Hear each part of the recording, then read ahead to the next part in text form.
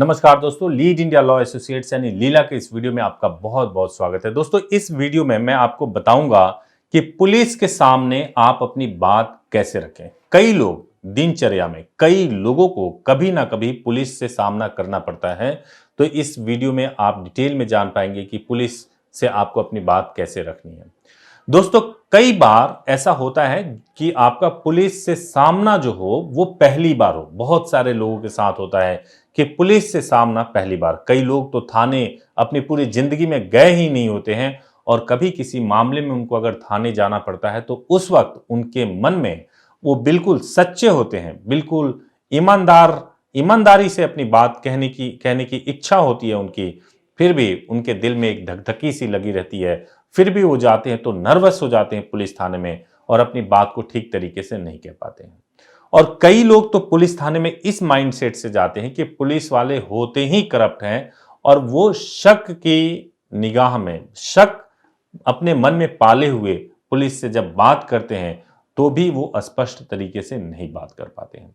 देखिए, सबसे पहली बात तो आप यह समझ लें कि पुलिस डिपार्टमेंट जो है उसमें भी गलत लोग हो सकते हैं। पुलिस डिपार्टमेंट में गलत पुलिस ऑफिसर्स या कांस्टेबल्स, इन लोगों का होना बहुत वाजिब बात है।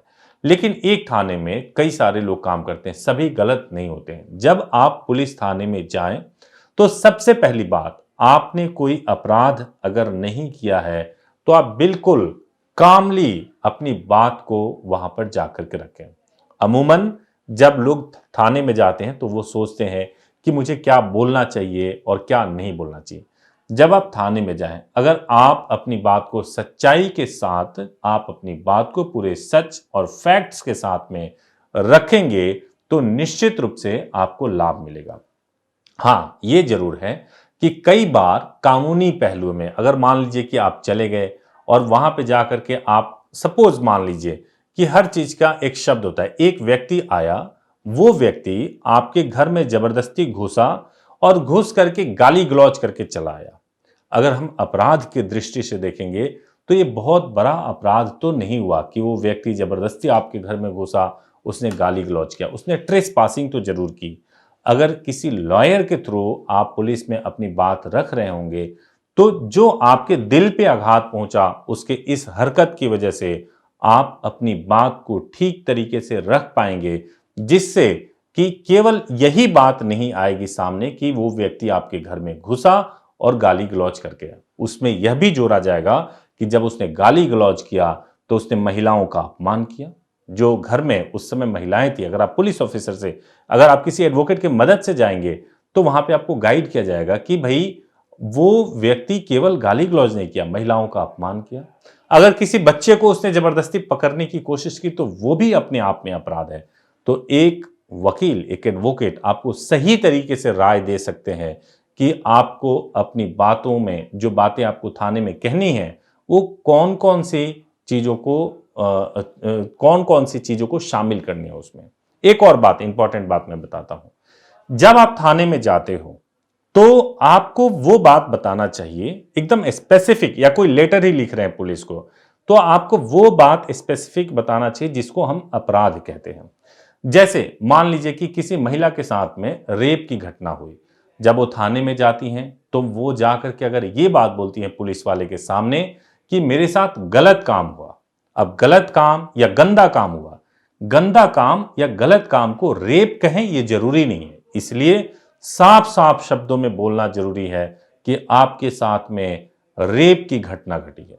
और आपको यह भी बताना जरूरी है कि आपके साथ में ये रेप की घटना कब हुई, कितने लोगों ने की, सब कुछ स्पेसिफिक तरीके से बताना जरूरी है। क्योंकि आपका एक स्पेसिफिक डिटेल जो है वो जो आरोपी है उसके खिलाफ बहुत संगीन अपराध में उसको सजा दिला सकता है। तो इसलिए आप किसी वकील की मदद ले लें और मदद लेकर के आप जरूर बताएं कि आपको ये चीजें हुई हैं और इसको आपको बताना है।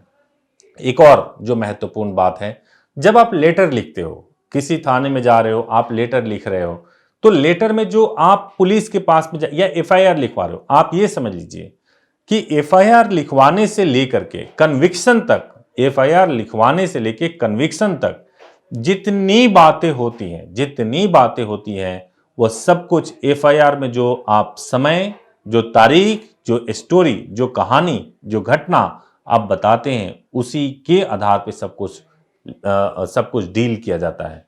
तो इसलिए आप जो भी इंफॉर्मेशन पुलिस को आप बता रहे हैं वो काफी सोच विचार के बताएं, क्योंकि उससे आपको स्टिक रहना है, आप उसको चेंज नहीं कर सकते। जो इंपॉर्टेंट बात है, जो बहुत महत्वपूर्ण बात है कि आप पुलिस थाने में जाएं तो आपको उग्र होने की आवश्यकता नहीं है। आप पुलिस थाने में जा रहे हैं तो आपको किसी भी तरीके से आप शक के निगाह से ना बात करें। जब आप पुलिस थाने में जा रहे हैं तो लॉजिकली बात करें, समझदारी से बात करें, फैक्ट बताएं, आईपीसी का सेक्शन हो सके तो वो भी बताएं। और अगर ड्यूटी ऑफिसर नहीं सुन रहा है तो एसएचओ से मिलें, जो स्टेशन हेड है उनसे मिलें, उनसे मिलकर के अपनी बात कहें। वो भी नहीं सुन रहे हैं तो एसएसपी ऑफिस में जाएं और जाकर के अपनी बात कहें। ये बिल्कुल ना माने कि सभी पुलिस वाले करप्ट हैं, आपकी सुनवाई नहीं होगी, और ऐसा सोच के कोई गलत स्टेप ना ले लें। आप घबराने ना लगें, वहां पे डरने ना लगें। अगर आप ऐसा करेंगे तो संभव है कि आप खुद भी सस्पेक्टेड दिखने लगें। तो ये कुछ तरीके थे जिसमें मैंने आपको बताया कि पुलिस से कैसे डील करें। अगर इस पे और इंफॉर्मेशन आपको चाहिए होगा तो जरूर आप कमेंट करिएगा, और हमारे हेल्पलाइन नंबर पे सुबह 10 से 6 बजे के बीच में 10 AM to 6 PM Monday to Saturday call कर सकते हैं। हम आपकी जरूर सहायता करेंगे। बहुत बहुत धन्यवाद।